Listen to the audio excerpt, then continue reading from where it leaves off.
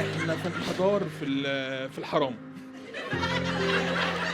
تعالى مد ايدينا اجيب لك لقمه تاكلها.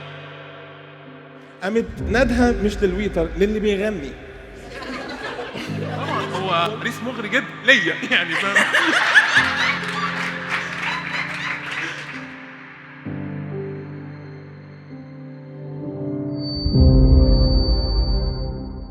في حد عايز خد. في حد عايز يتكلم عند الاسم بره. حد عند الاسم بره. انا صراحه مسافر وجيت حتى اشوف واحدة على مهلك على مهلك. مفيش اي حاجه يعني، مفيش طياره محجوزه او حاجه اسمك ايه؟ انا اسمي محمد. الجنسيه؟ يعني الماني الجنسيه لكن من اصول عراقي كويتي. ما شاء الله ما شاء الله ما شاء الله ما شاء الله. تحفه تحفه. معاه بصابير، ماشي بصابير. ايه ده لجنه؟ ما شو انا عايز راجل واحد يكلمني اهو. حلو. قول لي، كنت هتقول حاجه صراحه. انا زوجتي مصريه.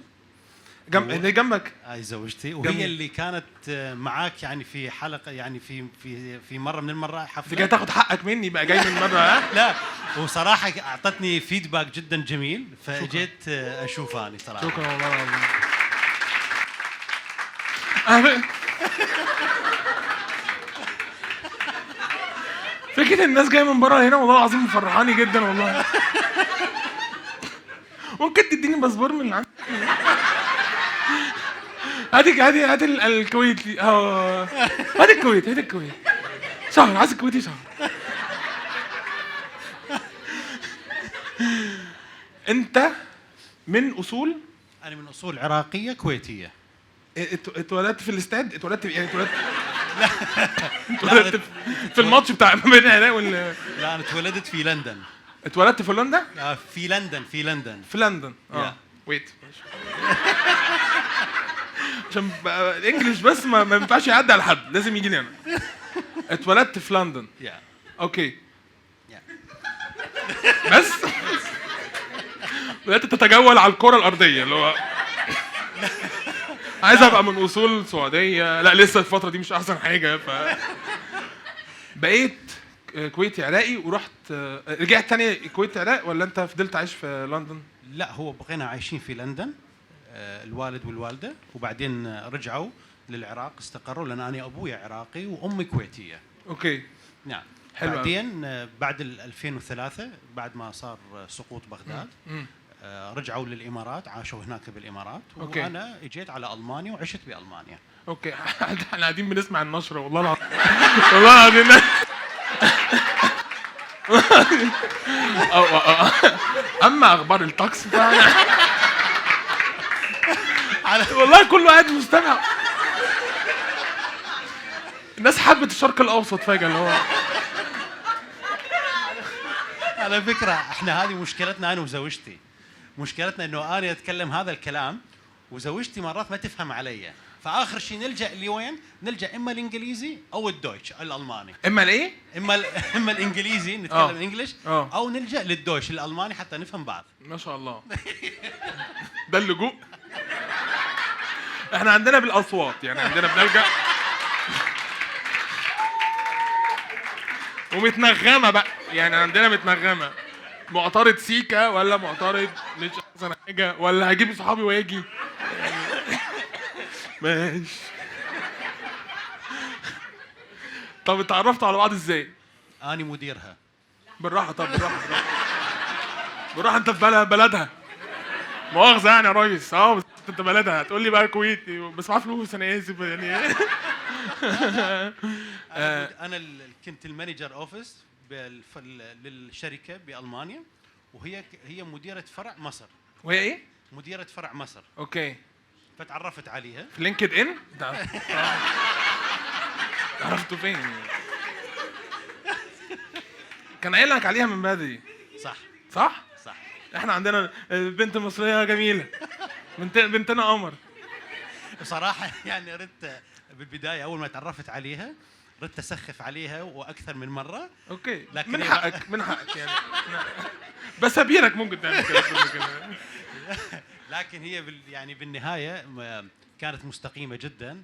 فلما تقدمت لما تقدمت لخطبتها اتذكر ابوها قال لها الماني من اصول عراقيه كويتي، هذا جامعه الدول العربيه هذا. مصريين يا اخي، مصريين يا اخي معروفين بخفه الدم. لسه بقول لك رامز دمه خفيف. قوم اعمل حاجه يا رامز، قوم قوم قوم والله. طب حلو. ممكن ننقل على اللهجه المصريه، اللهجه المصريه شويه. ايوه ايوه يا فندم، حضرتك ده واتساب، حضرتك بتكلمني واتساب.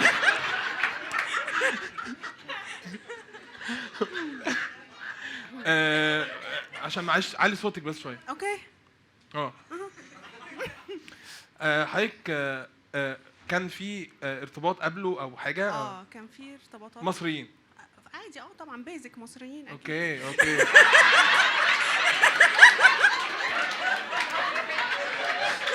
استنى معايا واحد مصري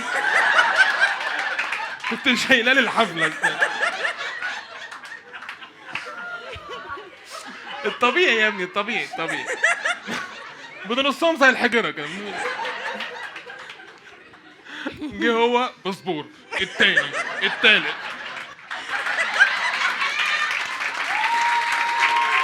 عامله ايه؟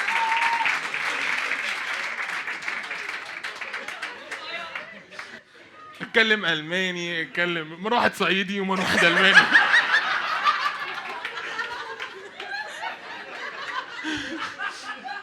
والله العظيم ده احنا غلابه، مصريين غلابه. والله واقف بره هموت من التلج، هموت من التلج عشان مش عارف اكل عيش بس يعني. طب والله حبيته مش عشان الباسبورات والحاجات دي. بيقولوا كده هم بيقولوا. والله العظيم ما شفت حاجه والله. انا مش شايف غير الفلوس والله العظيم. انا بجد والله العظيم بجد يعني. ثلاث باسبورات يغروني انا؟ لا طبعا. انا بنت ناس قوي، ديون بابا ديون بابا، هي اللي اضطرتني للراجل ده. ماشي، انت حبيتيه ليه؟ عشان شفته مختلف. علشان نفس النقطة. لا مش الاختلاف ده. لا لا لا ما ماشي بجد بجد قولي. عشان شفته مختلف في النقطة اللي هي كانت بتتكلم فيها. شفت كتير رجال عايزة تتستت كتير قوي. بالظبط. الستات المصرية 3 مصابير. مصابير. حطني في الألماني بالله عليك وأنت ماشي. طبعا طبعا طبعا هو عريس مغري جدا ليا يعني فاهم.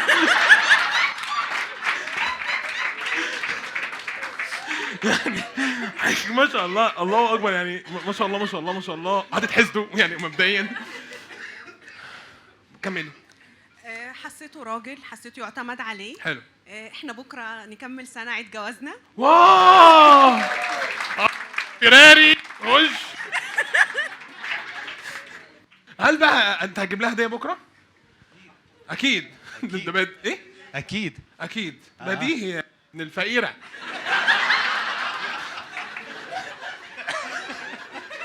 احنا عندنا بنكمل سنه في المقابر، نروح المقابر نرص ورد، هنجيلكم ايام قليله وهنجيلكم باذن الله. بس عندنا برضو في الجانب اتكلم بجد بيروح مني. بيروح مني ما يقول مني. عندنا في جانب بس عندنا برضو مصريين او رجاله شاطره حقيقي. في ناس محترمه بالزبط. وفي ناس فعلا الواحد يقول ان انا اتشرفت ان عرفت شخص زي اكيد ده. اكيد.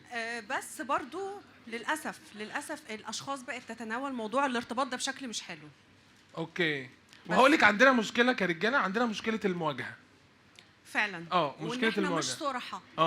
اكتر حاجه عجبتني في محمد انه كلير صريح، خط طبعاً. مستقيم. يا ماما هيخاف من ايه يا ماما؟ هيخاف من ايه؟ هيخاف من ايه؟ هو عنده اي بوصله تمام.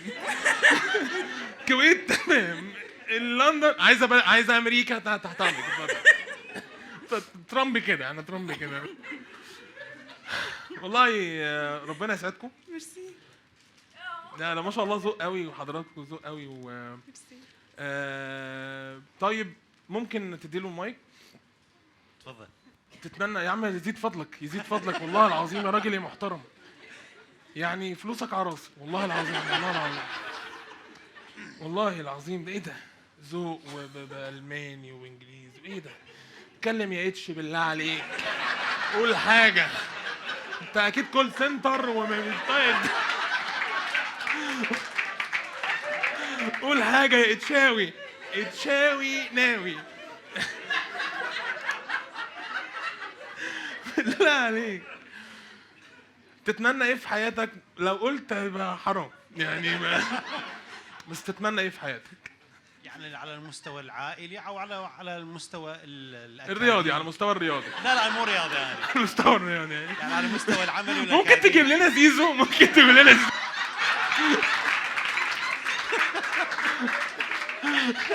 ممكن تساعدنا بس يعني عايزين انشيلوتي، عايزين فاكهه معاه، يجي بفاكهه.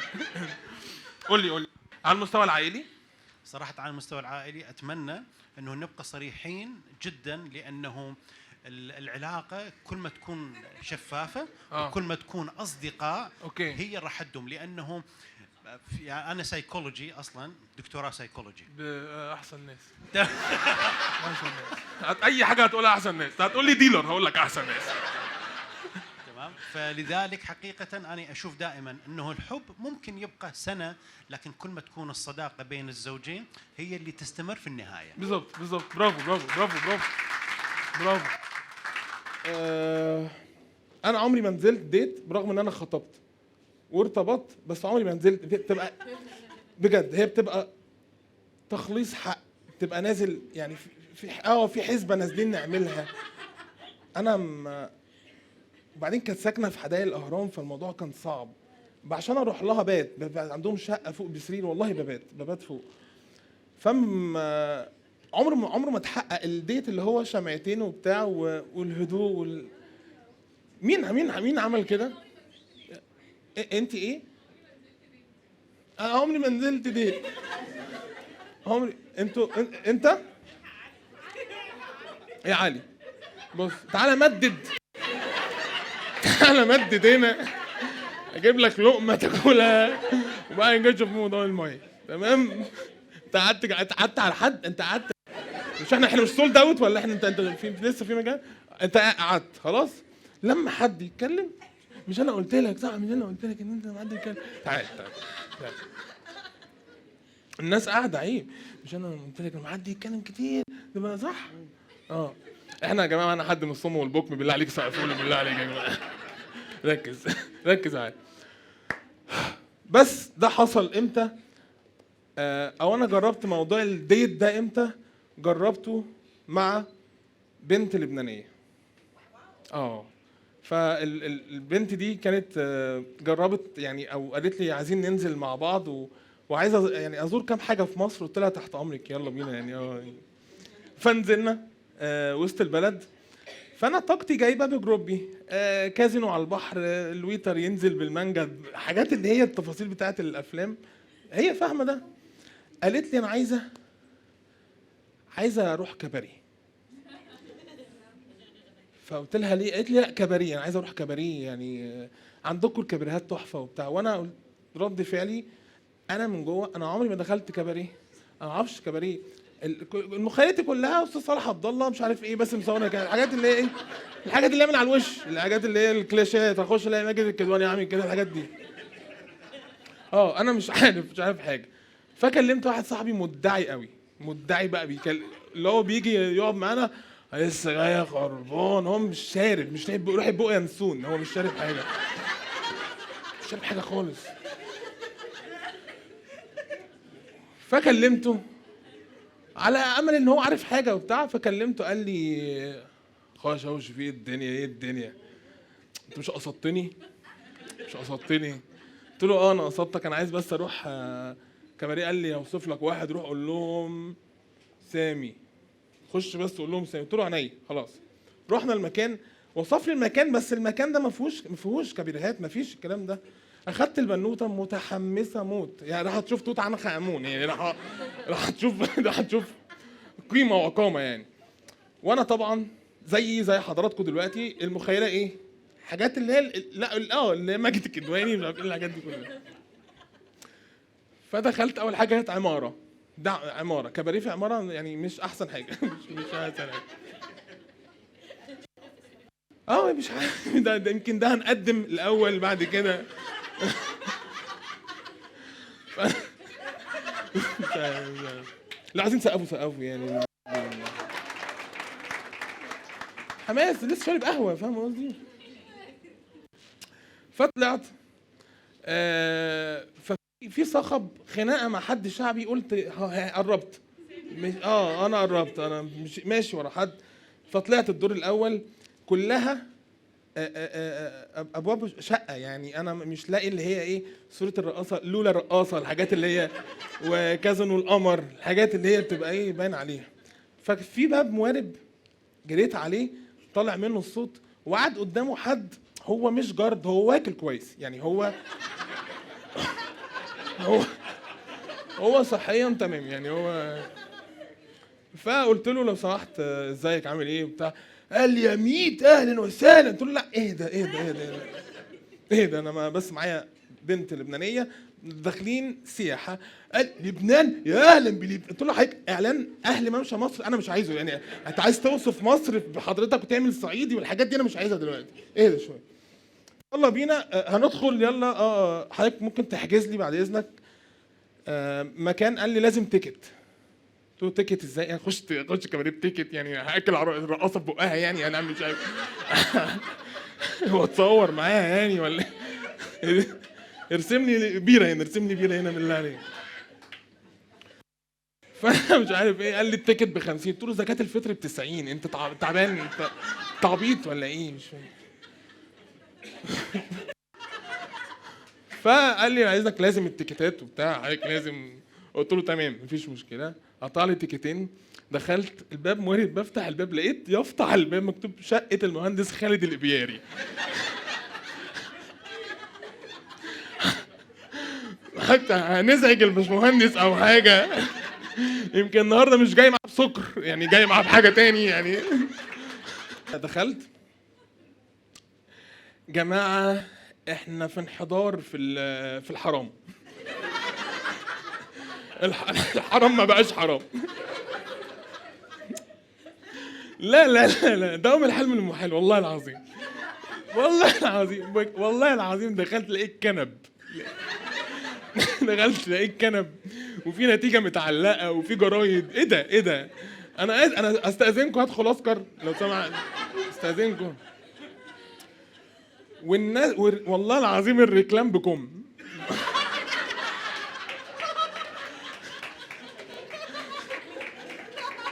دخلت لقيت ريكلام بكم. انا مش فاهم يعني ايه ريكلام. يعني الفتاة الذي انا انجلش بس انا اسف.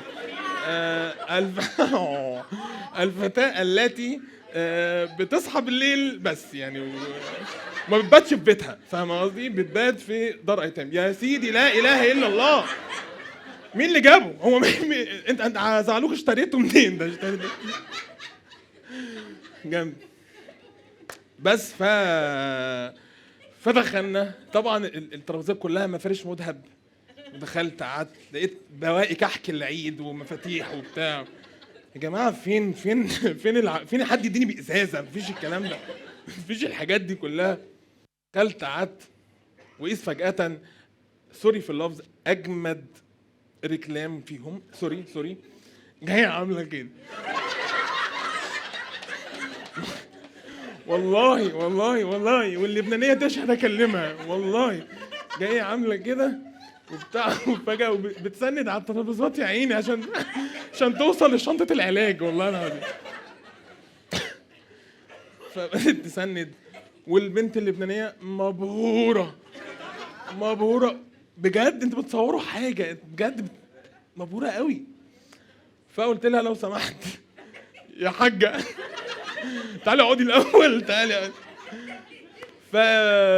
فموجوده والاغاني شغاله والترابيزات والدنيا والناس مبلمه، مفيش حد سكران، كله عامل كده. الناس بتكلمني كده مساء الخير اتفضل. داخل وكيل نيابه او حاجه، فانا اتفضل يعني.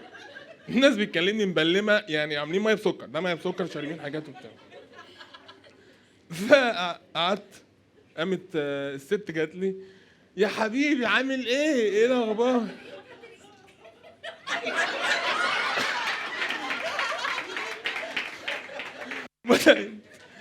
بدأت ايه تصرني. الامرأة ذات الرداء الأسود بتسرني، وأنا أوف يخرب بيتك. يا ولية يا فقر، يا ولية يا فقر أنت. تشربوا إيه يا حبايبي؟ نشرب. قلت لها حضرتك أنا مش هشرب حاجة، أنا البنوتة اللي جنبي هتشربي إيه؟ قالت لي بيرة. قلت لها حضرتك ده ينفع؟ قلت لها مش هينفع، البنت يعني عيب انت معايا. قالت لي بيرة. قلت لها يعني اعتقدش ان نفسهم حلو بما اننا في الشقه يعني نفسهم مش بس قشطه. قلت لها عايزه بيره، قامت نادها مش للويتر، للي بيغني. والله العظيم هو بيعمل كل حاجه. اطلب لنا اوردر، اتنين لبنان وكده بدا يغني، فانا اضطريت اقوم ارقص مع الحاجه يعني. بدات ابوس راسها وبتعيط. خلاص احنا ماشيين، خلاص باخر الفرح، اخر الفرح. فبالنسبه لي الموضوع صعب يا جماعه. انا ده فين الكبريات؟ فين انتوا اهل الحق مش الباطل. انتوا اكيد لا لا وشايات وبتاع. خدي نفس انا حقك عليا. هو القبول هنعمل ايه؟ بس فبعد كده بدأ يطلب، وقلت اكيد المكان ده ناقصه حاجه، ورب العباد عدت واحده بمناديل. والله العظيم عدت واحده بمناديل.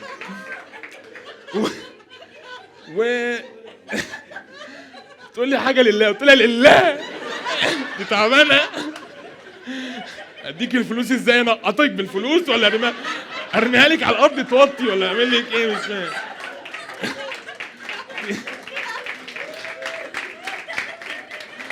انت مختله. وإلى النقاب ده إلى قومي ارقصي.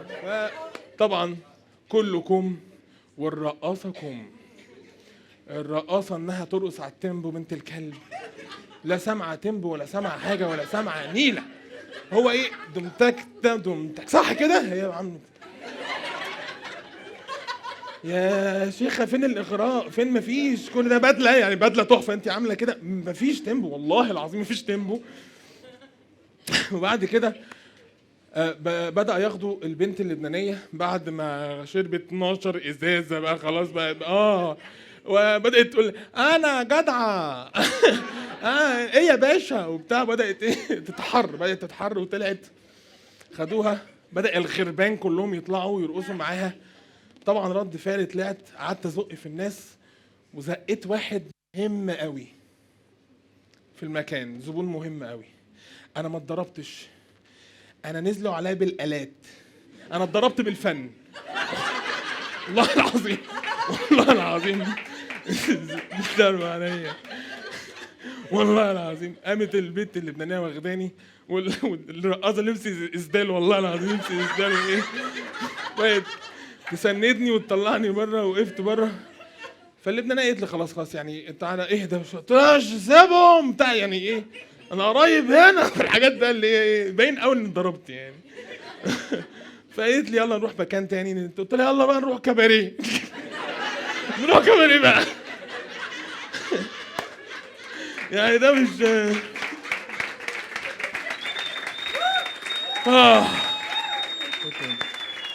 شكرا. انتوا جمهور عسل بامانه. انا المايك، يلا المايك. علي. النهارده الحفله كلها دمها خفيف والله العظيم. اقل حاجه جامد. قول. هو احنا بس هنرجع خطوه لورا في الحب والحاجات دي. احنا كنا لسه قاعدين بنحسب، اكتشفنا ان احنا بقالنا 3 شهور مخطوبين. ايه ده؟ لسه كنا بنحسب دلوقتي اكتشفنا ان احنا بقالنا 3 شهور مخطوبين. اوكي يا فندم بعيد عنه لو سمحت. عايز ما اعرفش، الراجل عايز يتكلم. انت خدت المايك كمان؟ والفرح كمان شهرين، فهو حاسس ان هو اتنصب عليه. بس طب حضرتك انزلي من على كتفه يعني، انزلي من يا فندم بعد اذنك. حاسس انه اتنصب عليه. لا انا متاكد مش حاسس بس ما علينا. انت وافقت على ده ازاي؟ انا مش عارف، انا بقول لك لسه كنا بنحسب دلوقتي، يعني هو الموضوع غريب. هو فهم المخدر. دي حفله؟ دي ايه ده؟ وبعدين ايه ده؟ فانت انا مش عارف ايه اللي جابني هنا. يا حبيبي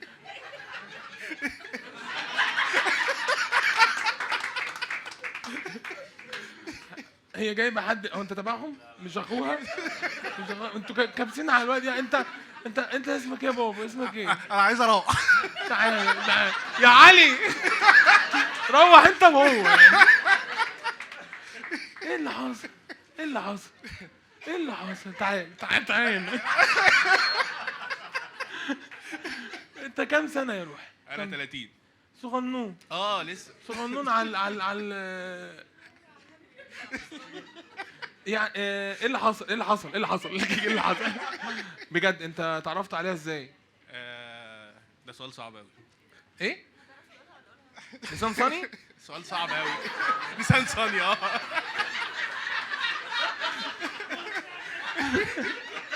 هو مش فاهم التخدير اللي هو لسان صني. انا كرم الشام احنا كرم الشام. جاهز؟ اتعرفت عليها فين؟ ازاي برضه؟ اخت مرات واحد صاحبي. اوكي. لقيتوها؟ انت كانت تايهه؟ كانت معديه. اخت ما تهزرش، انا بهزر. ولا اقول لك لا هزر انت بتعرف تهزر. لا خلاص قول افيهات. قول والله ثاني. هي اخت مرات واحد صاحبك؟ اخت مرات واحد صاحبك بالظبط. صعبه قوي. ما انا بقول لك لفه. اوكي. ده صالونات؟ لا خالص.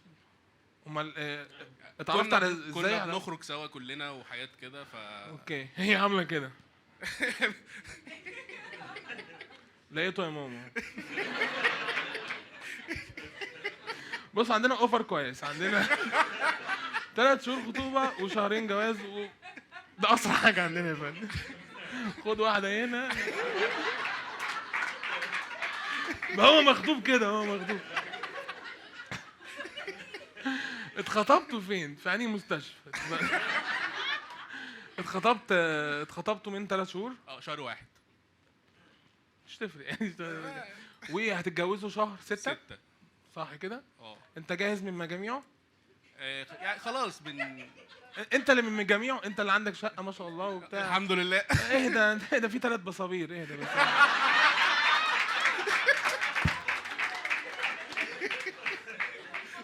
والله لو جبت شقه في الاسراء والمعراج انت خلاص.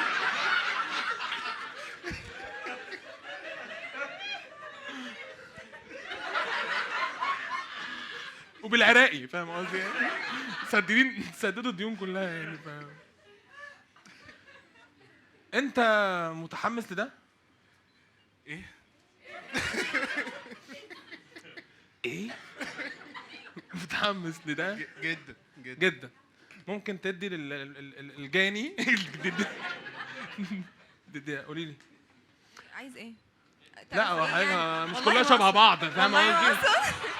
لا انت جاي هنا زيجي عشان بره انت كانت امنيتك في الحياه حصلت ولا لسه؟ ان انا الاقي راجل. اوكي يا جماعه، هل احنا يعني لابسين اسكتلندا ماشيين بجيب؟ هل ماشيين احنا كده مثلا؟ هل احنا كلنا داخلين مثلا محطه الشهرة عاملين كده مثلا؟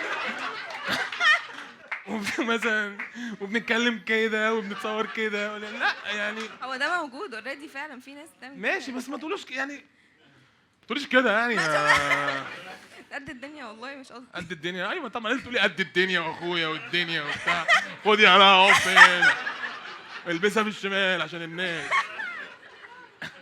وانت اصلا بتحبيه ولا لمجرد الماده؟ لا بحبه فعلا. بتحبيه؟ بحبه. حلو قوي. امنيتك في الحياه ايه هي؟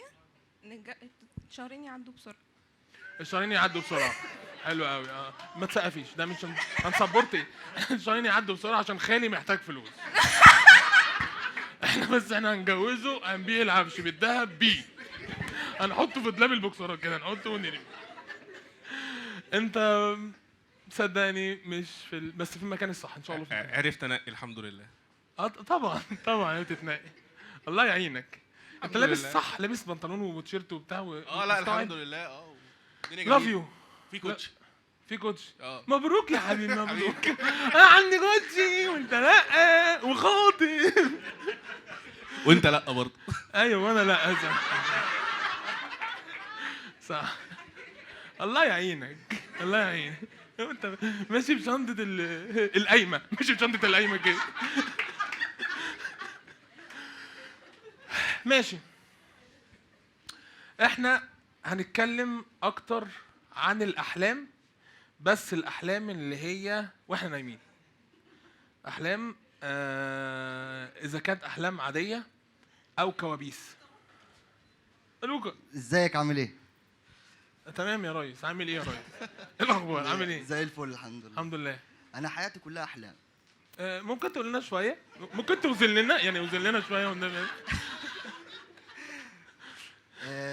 يعني اخر حاجه ماشي في ارض زراعيه عادي.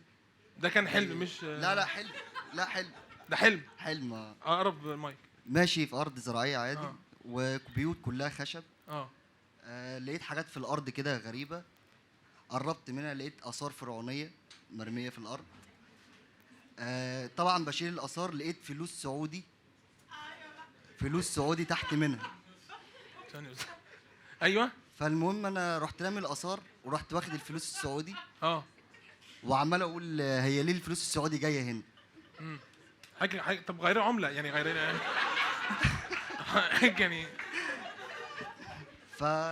انا اسف، معلش ممكن لا توقف الكابوس؟ ايه قولي لي، في حاجه حصلت لك؟ لا لسه بايع عروسه كده، لسه بايع عروسه ولا؟ ماشي خلاص ازعلوك. ماشي. كمل. فطبعا كل ما بشيل حته اثار الاقي الفلوس السعودي، فطبعا لميتهم كلهم. فطبعا حكيت الموضوع ده لوالدتي، فقالت لي يا ابني انت ليه ترمي الاثار وتاخد الفلوس؟ فانا بالنسبه لي في الحلم انا هعرف اغير الفلوس، لكن مش هعرف ابيع الاثار، ولسه هصور كود، ولسه واحد هيجي لي، ولسه فكان موضوع في الحلم كنت بتفكر. فانا بالنسبه لي الفلوس اسرع. ثواني اللي هيصحيني بعد اذنكم ثواني. احنا معانا وانا من بلدي، انا من بلدي.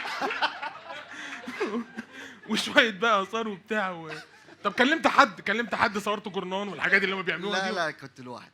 كنت لوحدك. طب هل ده حصل لك في الحقيقه؟ في الحقيقه بموجب شغلي. لا بموجب شغلي عادي، يعني كان بيجي لي موضوع زي كده. شغال ايه؟ محامي. يبقى اللي حصل لك ده مش حلم. لا كان حلم والله. اسمع مني والله كان حلم. انا عايز اتكلم بس اقول له ايه. انا حلمت بصفقه باظت مني، ورحت لامي قالت لي ليه يا ابن الغلط. بجد انت جات لك حاجه زي كده؟ كان موكل يعني جالي قال لي انت بتجمل ليه؟ مش تاجر اثار، كان موكل.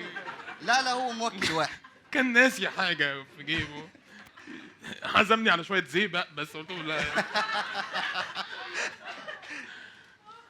وقال لك ايه؟ احكي لي. قال لي يا حبيبتي ما هو واقف. اتفضل. هو اصلا كمل. ماشي كمل. مش فاهم. كمل يا تاجر. ان الحكومه جت يعني. يا حبيبي زنا يعني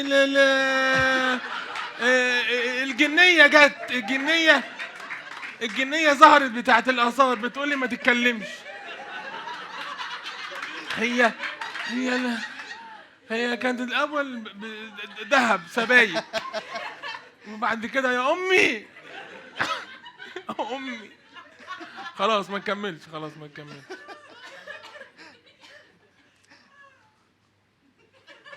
لا انت كويس؟ خلاص مش هكمل. لا كمل يعني هتتحقق الصفقه لما تكمل. ماشي. وخلصت على ايه؟ هو بيقول لي عيالي كلهم انت كل ما تقول ايه الحاجات دي بتضحكني والله. بس كمل كمل. اه بيقول لي ان ولادي كلهم اتاخدوا واحنا كنا بنطلع ترنشات من الارض، فما اعرفش هو ايه اللي حصل وما اعرفش هم اخدوهم ليه.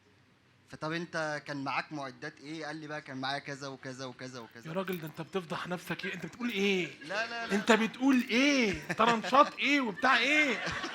اسكت اسكت. انت ده حلم صح؟ كان حلو. ايوه ده كابوس. ده كابوس هينقض عليك كمان 10 دقايق يمين في يمين تطلع تخشيبه خلصت الدنيا. والله العظيم. تحياتي ليك يا ست رئيس. قضية متقفلة واعتراف متصور بالمايك. والله تمام. وهيروح لك وهيسألك هيقول لي انا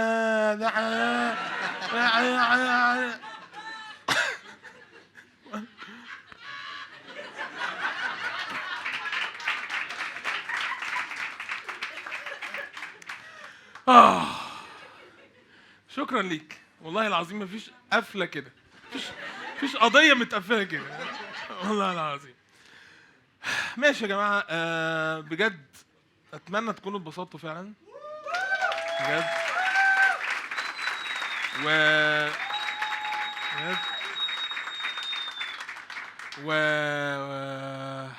انا خلصت.